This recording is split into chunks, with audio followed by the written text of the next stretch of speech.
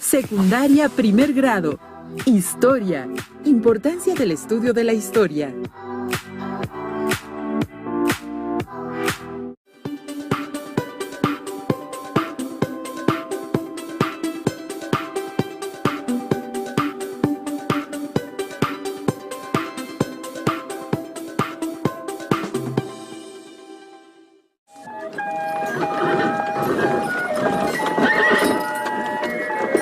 ¿En qué consiste el estudio de la historia?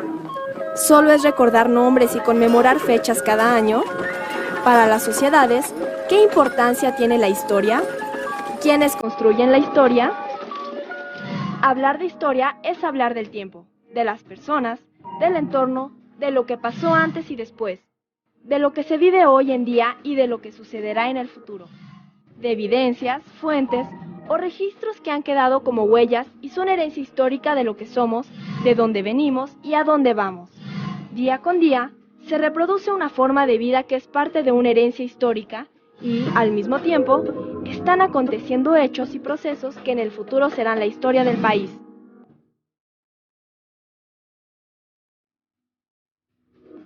Georges Duby, un historiador francés, decía que no sabemos para qué sirve la historia, como tampoco sabemos para qué sirve el arte. Y sin embargo, no podemos entender la vida sin la historia y sin el arte. La historia es la base de la memoria. La memoria histórica de un pueblo es algo importantísimo. Los individuos, como las sociedades, necesitamos tener alguna conexión con el pasado. Piensen ustedes, por ejemplo, por qué todas las familias guardan con tanta devoción y cuidado las fotografías de los parientes. Nos hace ser generaciones que no quedan en el Alzheimer cultural, es decir, que son generaciones que quedan desmemoriadas o que quedan acéfalas y que simplemente viven en el presente hedonista, instantáneo, inmediato, que es la gran cultura de la modernidad que hoy día se forma. Es esa idea de saber de dónde venimos. Y los historiadores lo que hacemos es justamente encargarnos de ese mismo asunto, pero a nivel de la sociedad en general. La historia siempre es contemporánea, es verdad, es decir, todos los hechos del pasado son vistos por los ojos del presente. Hoy sabemos más que los propios contemporáneos. Podemos acceder a documentación que no podía ser estudiada en su momento. Conocer para decidir, recuperar memoria histórica pasada para actuar en el presente. Si tú tienes una percepción, digamos, clara de la historia, de que estos problemas se han vivido en otros momentos de diferente manera o incluso de manera comparada, que otros países tuvieron o no, digamos, más o menos este problema, pues ya te ubicas exactamente dónde estás, porque sabes de dónde vienes y sabiendo dónde estás, más o menos sabes a dónde puede ir el país. Si uno no conoce la historia de su país, está uno condenado a repetirla. Decía Edmundo Gorman que la historia se hizo para entender los hechos pasados, no para regañar a los muertos. Es decir, se hizo para saber y entender, comprender por qué pasaron las cosas que pasaron y no para estar juzgando a los personajes de la historia. Y poder entender por qué las cosas ocurrieron así y no de otra manera. El contacto con la historia lo tenemos todos los días, en nuestro trabajo, a través de los oficios, la familia, los medios de comunicación y los distintos espacios de convivencia se reproducen creencias, tradiciones y formas de vida que a lo largo de generaciones se han mantenido. En las casas, las escuelas, los centros de diversión, de trabajo, todo lo que nos rodea, escuchamos, leemos y hacemos día con día son una forma de aprender y reproducir la historia del país. Personas de todas las edades participan en estos hechos y colaboran en la construcción histórica de la sociedad a la que pertenecen. La historia es una forma de mantener nuestra identidad. La propia vida cotidiana nos tiene que llevar al sentido del descubrimiento de la historia como una necesidad de saber más de dónde venimos para poder desarrollarnos con mayor potencial en el presente. Incluso cuando sueñan, incluso cuando todos soñamos, nunca olvidamos quiénes somos. Aunque estemos soñando y en condiciones muy raras, siempre sabemos que nosotros somos los que estamos ahí en ese sueño, aunque el sueño sea disparatado. estudiando lo que hemos sido, es posible saber lo que hoy somos y lo que seremos más adelante. Esa conciencia, esa identidad, es un caminito, es una especie de hilo, de cordel, que nos une con lo que hemos sido antes y lo que somos hoy. Si nosotros conocemos qué fue lo que sucedió, cuáles fueron los acontecimientos y las causas que los provocaron, podremos estar en el presente con mayor conciencia y caminar hacia el futuro con mayor certeza. Los días que pasan no logran que nosotros nos olvidemos de lo que hemos sido, lo que hemos hecho, los errores que hemos cometido o los aciertos que hemos tenido. La historia es el movimiento, es estudiar cómo cambia la sociedad en cada momento. Esto es a nivel social, a nivel de nuestro organismo social, esto es seguir manteniendo la memoria de quiénes somos. Para eso es la historia, para que nosotros sepamos quiénes somos. Ustedes les toca ahora actuar y tienen que regresar la vista al pasado y saber dónde pisan, recordar errores, recordar aciertos y recuperarlos entonces para poder actuar hoy. Que no sea nada más aprender de memoria la historia por aprenderla, sino reflexionar, incluso criticarla. Yo creo que eso es muy, muy importante, muy sano, pero claro, no perderla de vista, o sea, acercar.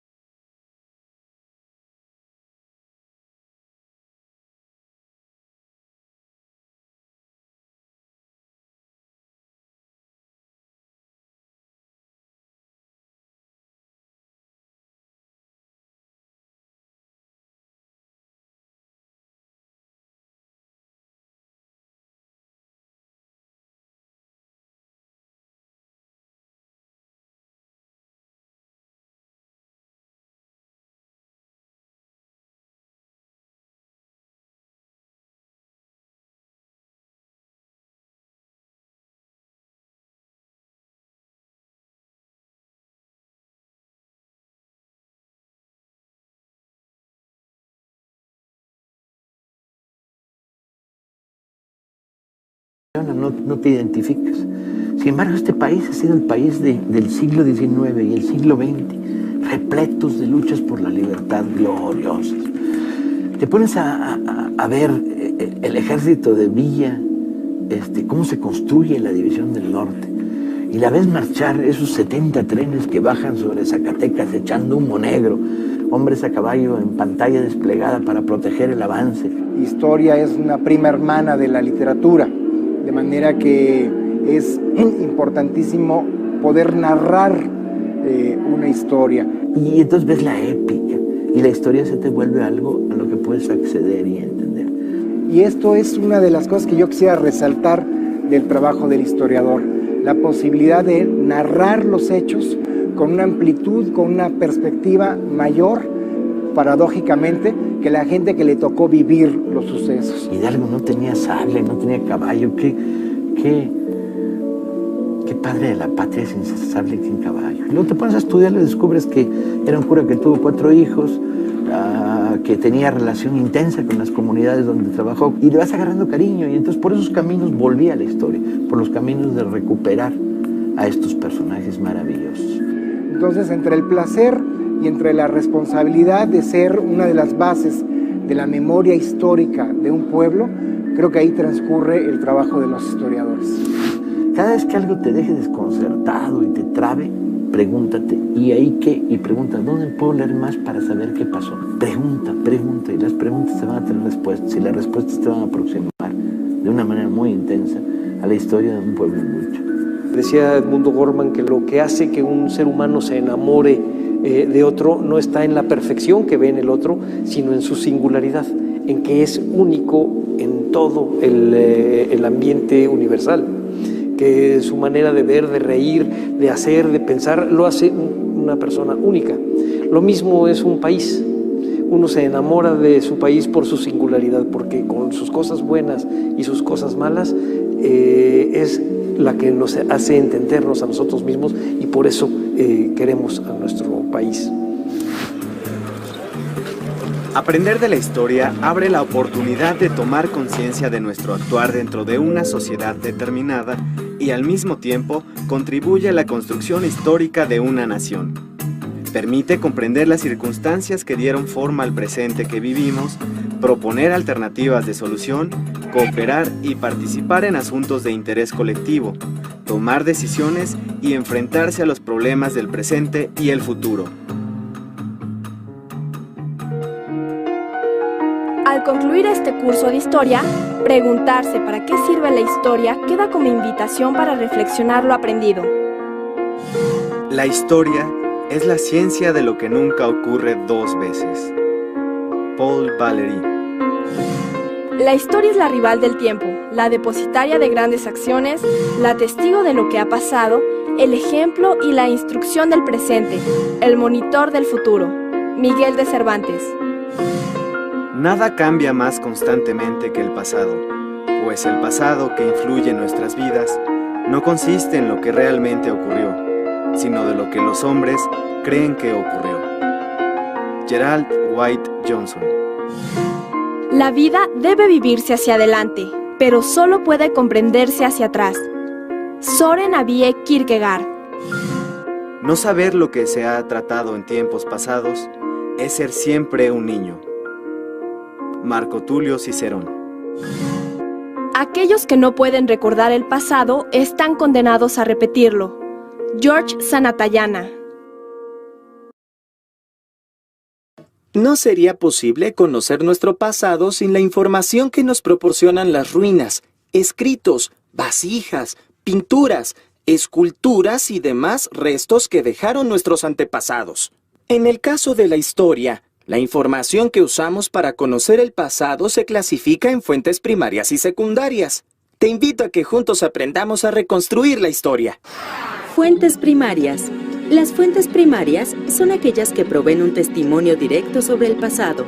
En otras palabras, son vestigios del hecho o proceso histórico que se estudia. Las fuentes primarias pueden ser textos escritos en el periodo, como cartas, memorias, crónicas, novelas y periódicos. También pueden ser construcciones, artículos de uso cotidiano como vestimentas, herramientas o utensilios de cocina, pinturas, esculturas, fotografías y todo aquello que de primera mano ofrece un testimonio sobre el pasado. Dependiendo del periodo que se estudia, son el tipo de fuentes que se emplean.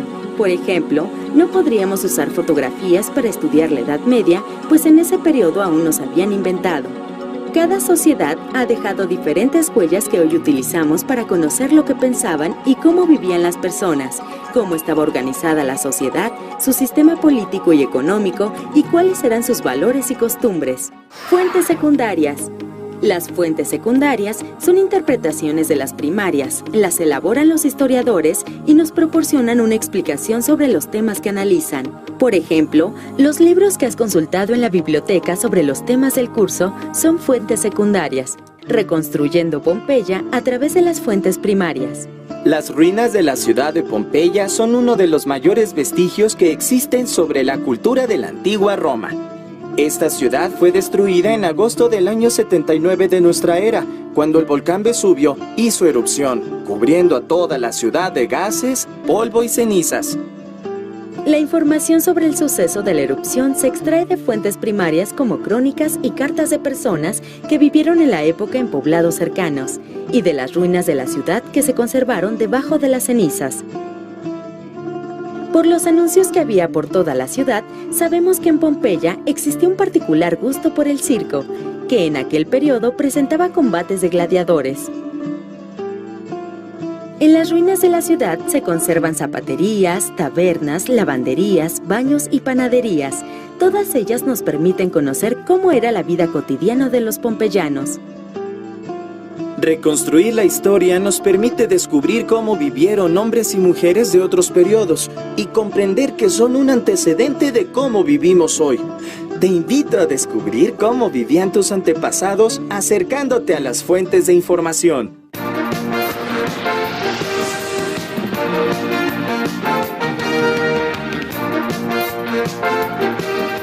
¿Conoces fuentes primarias en tu entidad?